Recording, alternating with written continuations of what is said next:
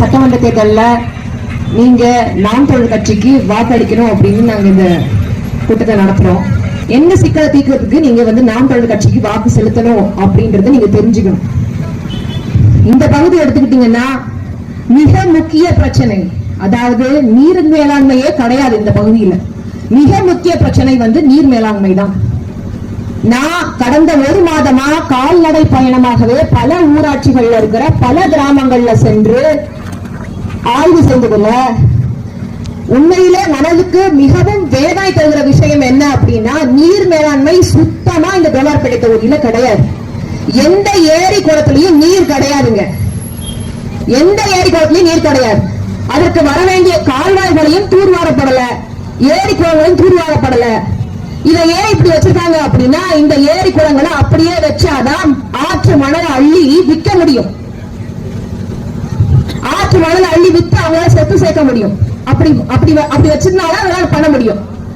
அந்த ஏரி குளங்களை அப்படியே வச்சிருந்தாதான், வறட்சியில வச்சிருந்தாதான் விவசாயம் நலிஞ்சு போகும். விவசாயம் செய்ய முடியாம வேளாண் விளைநிலங்கள்ல நம்ம விவசாயத்துல இருந்து அடிமாட்டு விலைக்கு அந்த வேளாண் விளைநிலங்களை வாங்கி அதுல பிளாட் போட்டு விற்க முடியும்.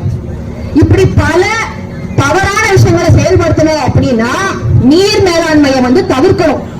அப்படி நீர் மேலாண்மையை தவிர்த்தாதான் இவங்களால இந்த மாதிரி கொள்ளையடிக்க முடியும்ன்றத மனசுல வச்சுக்கிட்டு இவங்க செட்டேரி அணைக்கு கடந்த 25 வருஷமாக நீர் கொண்டு வராம வச்சிருக்கிறாங்க. ஐயா, நான் என்ன கேட்கிறேன், நீங்க எதுக்கு இந்த திமுக அதிமுக வாக்கு செலுத்துவீங்க? 25 வருஷமாக ஏமாத்துவாங்க. சிந்திக்க கூடாதா? நீங்க ஒரு முறை ஏமாறலாம், திரும்ப திரும்ப ஏமாறுறது யாரோட குற்றம்? செட்டேரி அணைக்கு நீர் 25 வருடமாக கொண்டு வரப்படல. அப்படி என்றால் கடந்த 10 ஆண்டுகள், அதாவது 5 ஆண்டுகள் 10 ஆண்டுகள் அதிமுகவின் சட்டமன்ற உறுப்பினர் கே.சி. வீரமணி அவர்கள் ஜோலார்பேட்டை தொகுதியின் சட்டமன்ற உறுப்பினராக இருந்திருக்கிறார். அவர் நினைச்சா செஞ்சிருக்கலாம், ஆனா செய்யல. கடந்த 5 ஆண்டுகள்ல திமுகவின் தேவராஜ் அவர்கள் 5 ஆண்டுகள் சட்டமன்ற உறுப்பினராக இருந்திருக்கிறார். அவர் நினைச்சா செஞ்சிருக்கலாம்.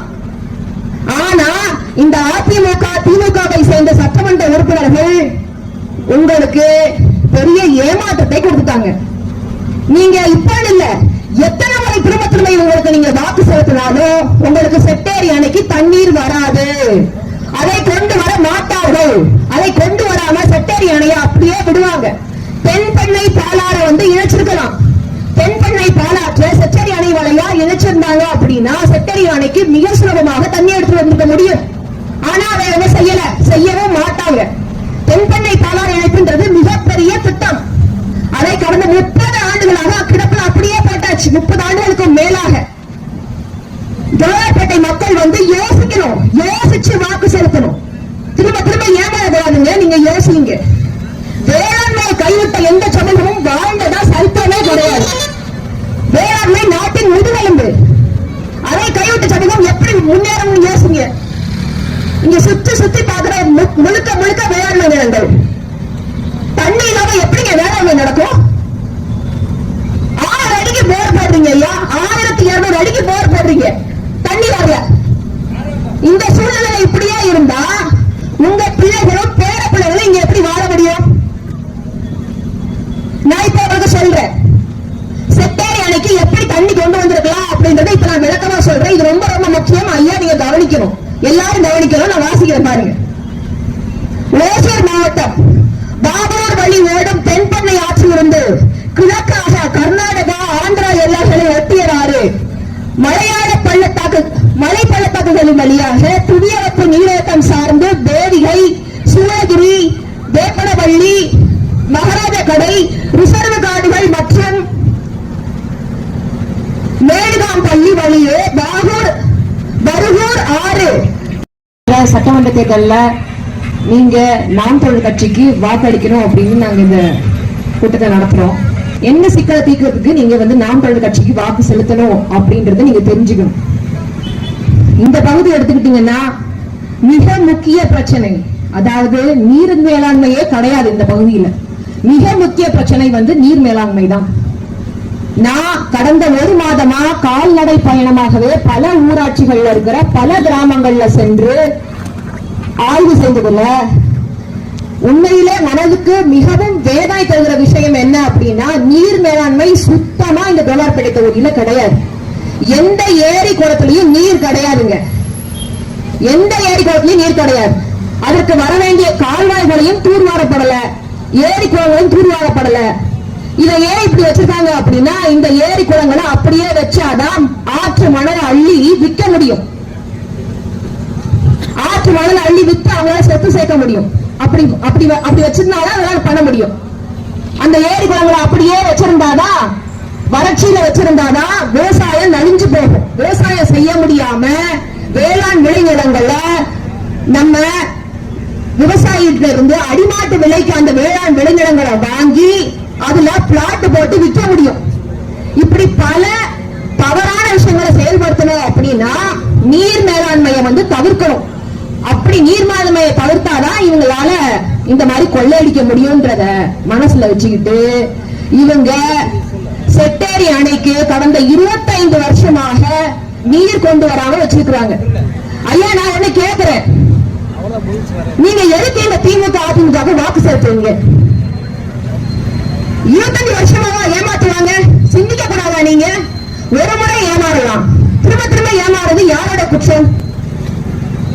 செட்டேரி அணைக்கு நீர் 25 வருடமாக கொண்டு வரப்படல. அப்படி என்றால் கடந்த 10 ஆண்டுகள், அதாவது 5 ஆண்டுகள் 10 ஆண்டுகள் அதிமுகவின் சட்டமன்ற உறுப்பினர் கே.சி. வீரமணி அவர்கள் ஜோலார்பேட்டை தொகுதியில் சட்டமன்ற உறுப்பினராக இருந்திருக்கிறார்.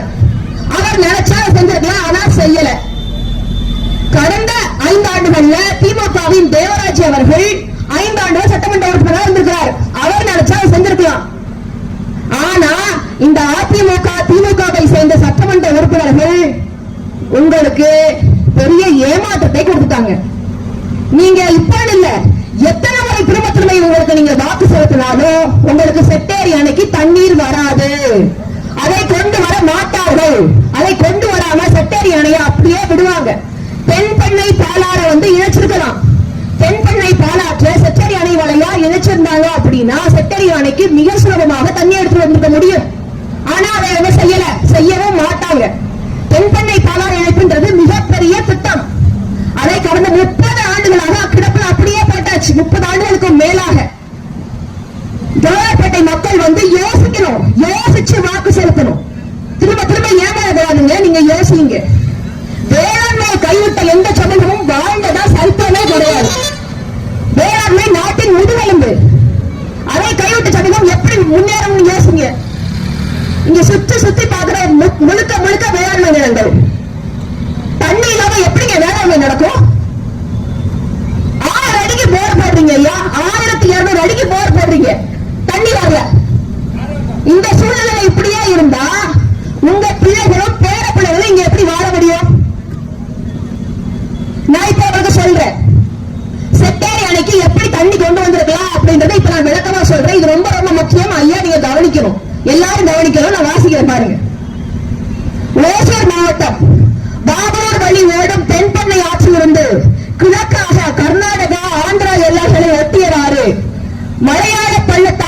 மலை பள்ளத்தாக்குகளின் வழியாக புதியவற்று நீரோட்டம் சார்ந்து தேவிகை, சூளகிரி, வேப்பனவள்ளி, மகாராஜ கடை, ரிசர்வ் காடுகள் மற்றும் மேடுகாம்பள்ளி வழியே பருகூர் ஆறு. அனைவருக்கும் கல்வி, கல்விக்கேற்ற வேலை, அதற்கேற்ற ஊதியம், அதைக் கொண்டு வாழும் பெருமைமிக்க வாழ்வு. நமது சின்னம் விவசாயி. போட்டு பாருங்க ஓட்ட, அப்புறம் பாருங்க நாட்ட.